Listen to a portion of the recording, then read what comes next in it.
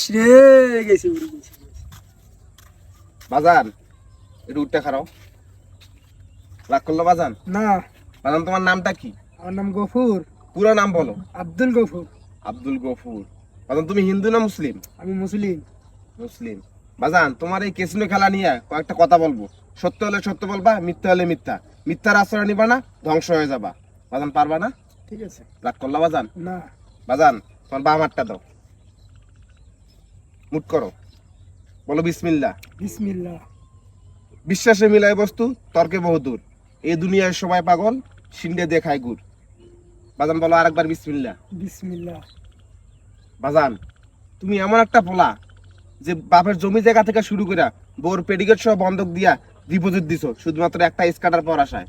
তুমি স্কাটার পাও ঠিকই, কিন্তু 100 টাকার বেশি দাম দেয় না। কথা ঠিক না বেঠিক? ঠিক। রাগ করলো বাজান? না। বাজান তোমার কপাল এতটাই খারাপ, যখন তুমি বিমানে 5 টাকা বসাও তখন বিমান 100 গুণ থেকে শুরু করে 1000 গুণ পর্যন্ত যায়, তারপরও ফোটে না।